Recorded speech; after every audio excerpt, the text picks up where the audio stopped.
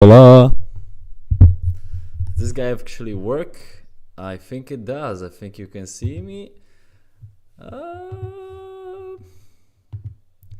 Hi guys, and welcome back to Yashi. Just trying to work out how Steam works. I'm doing my first one here, and this is a housing market update. I posted a video a couple of days ago on why I believe it will not crash based on data, and just want to go around the online news channels and see what people are saying, and then pull some data from Zillow. And I understand that Zillow is not the MLS or the National Association of Realtors, but they have a lot of data, so you can at least understand most of the trends that are happening out there. So let's get started right here. I mean, if you go on Google News, pretty much everybody is calling it a crisis. Housing market activity is crashing, and it threatens to push the US into recession, just like 1981 and 2008.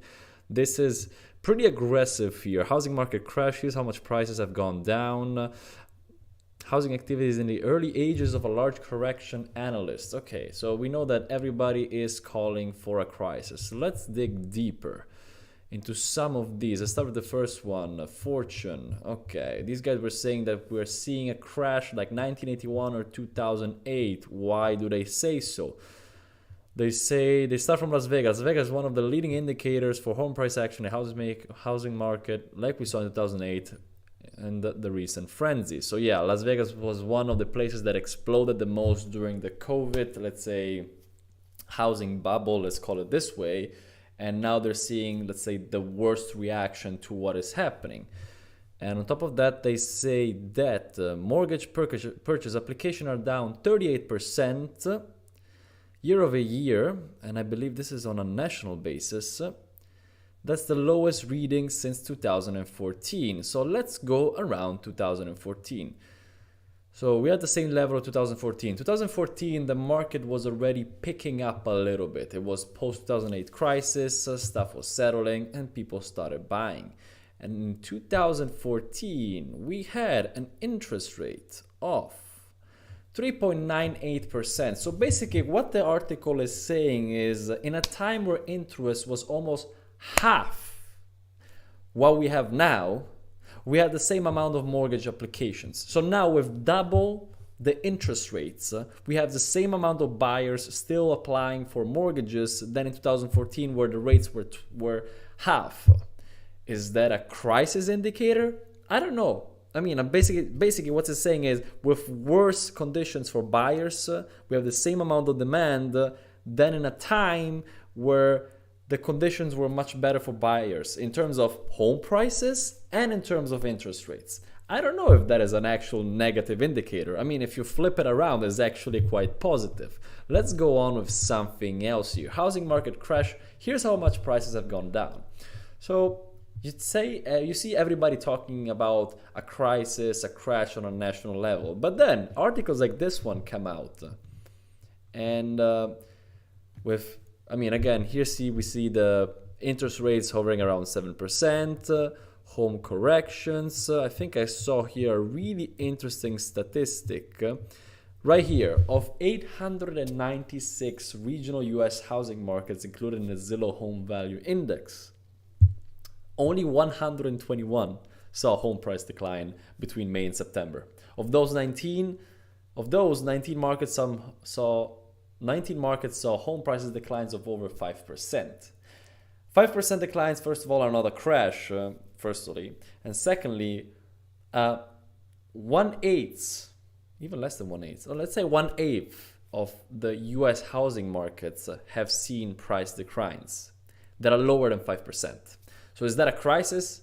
I don't know. Now, if you look at the worst players, San Jose, Austin, San Francisco, Santa Cruz, Boulder, many of these places, Phoenix, many of these places were the places where we had a gigantic boom of prices in the past couple of years. I mean, of course, if you had too much excess, increase, and greed and everything, you're going to have the worst reaction in terms of a downturn, because people are backing off when they saw everything increase so quickly, and now these interest rates go up this much. First of all, it doesn't get affordable anymore, and number two, sellers need to readjust and stop being that greedy. It's normal. But if you look on a national level, I mean, You still have around 700 markets that were not touched.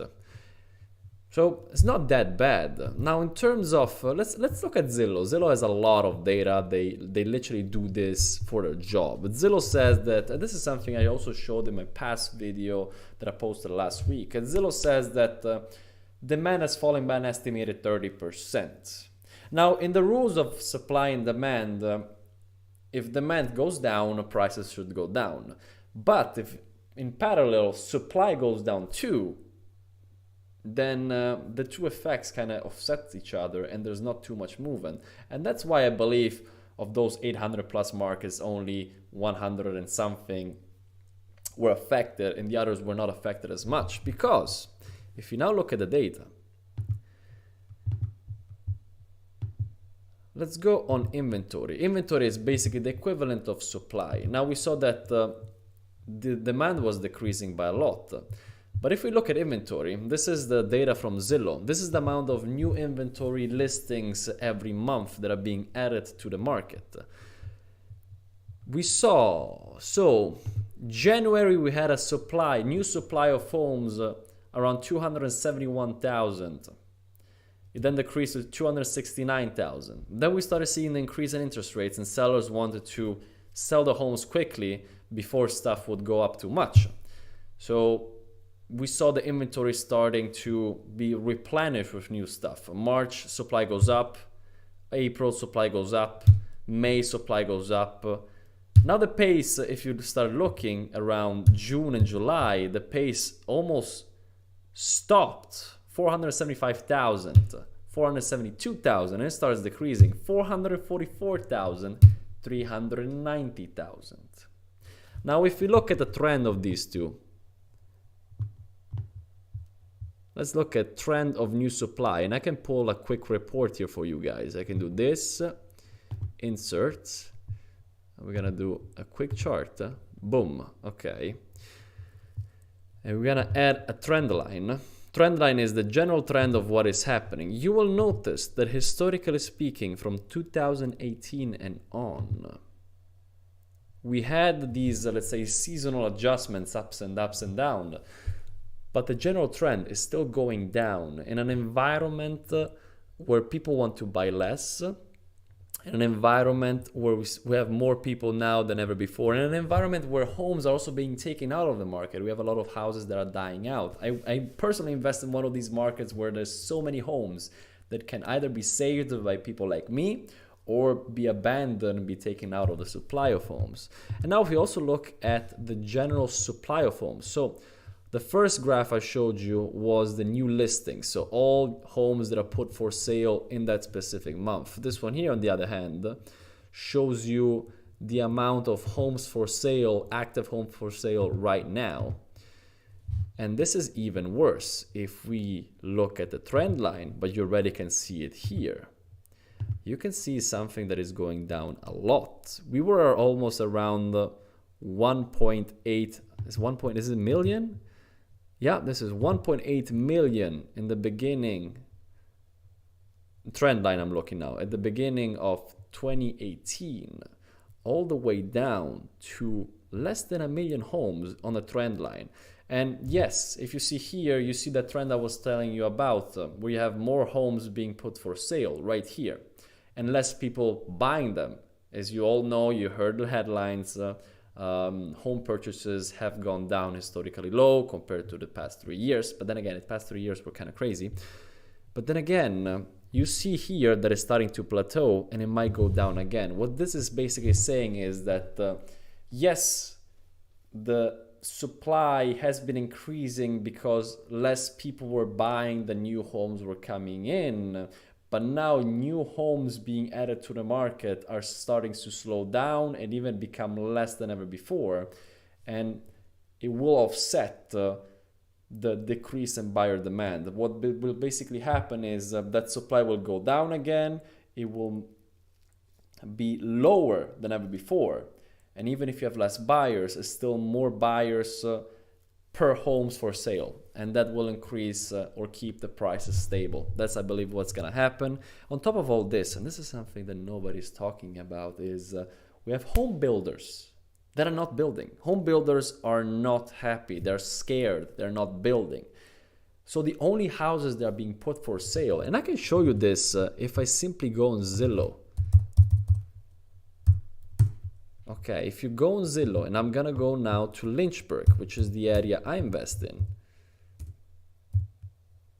Okay, you will notice that the majority of homes for sale is old houses. Let me go prices high to low. This is all homes that have been lived in before. We have 1 new construction, 2 new construction. Like of 144 homes, how many homes are actually new construction? Let me delete everything. Coming soon, auction. Okay. 18 days on Zillow, 2 days on Zillow. So we still have a few of new construction. I gotta say that Lynchburg is still pretty good. But again, new construction represents 1/4 of the market. Actually, 1/3 of the market, sorry. If I go back here, how many of these homes are actually livable condition homes? This is a city of 50,000+ people. 144 homes for sale. You're telling me that the supply of homes is going up? I don't think so, guys. I really don't think so. And most buyers are entry level. How many homes are entry level? So under 200,000. 33. Population of 50K, where the majority can afford an entry-level home. 33 homes are entry level, of which this one needs full construction, this one needs full construction, this one I've seen it needs full construction. Cioè, maybe even less than 30 homes are actually livable. And you're saying that we have an increase of home supply. I know this is local, but I believe you can see this pattern in many other cities in America. Maybe not in Phoenix, maybe not in Las Vegas, but Las Vegas and Phoenix are not America. It's a specific, large, but a specific market. I believe that headlines out there are very negative and they do not reflect the data. We have, yes, lower mortgage applications, but they're still at the same levels compared to times where mortgage rates were half as much. So it's basically saying that demand is so strong that people are still willing to buy homes at a 7% interest rate. We have home supply going down again when everybody is saying that it's going up. We have new home listings going down and getting back to historical lows like we saw in the beginning of this year. I think that the home market will either be stable where it is, maybe decrease a few percentage points, but it will not crash. If not, once people start getting used to these new interest rates, it will pump again because there's no supply. We have no building, guys. The people that own homes don't want to buy a new home because they locked in a 3% rate in the past 2 years. So nobody's listing their houses. There's no incentive to sell a home, and the ones that are for sale are very expensive to buy. And the rents are becoming even more expensive, so there's more incentive for people to switch from that to buy a house and to just get the whatever interest rate and then refinance with the hopefully refinance in the future if interest rates go back down. I think that the home market is pretty sturdy. I mean, unless we get in a liquidity crisis with the treasury, but that's another video. I think we're good, guys. I think we're really good. And I'm still investing. If I had another 100K, I would immediately buy a house. Not financial advice, but that's what I would do. I hope this gave you some hope. I hope this made you chill out, or I hope this gave you a nice reality punch, because there are people out there saying I'm waiting for a crash to buy a house, and to which I say, first of all, I don't think there will be a crash. Secondly, if you don't have the guts to buy when everything is going well, you will definitely not have the guts to buy when everything is going down. So just buy and don't time the market and hold it for long term. I mean, that is at least what I do, not financial advice. Do your research, of course. Hope you enjoyed this video. It's my first real live. Hope it actually works. If you have any questions or any responses to what I just said, let me know. I'm curious. Enjoy. Ciao.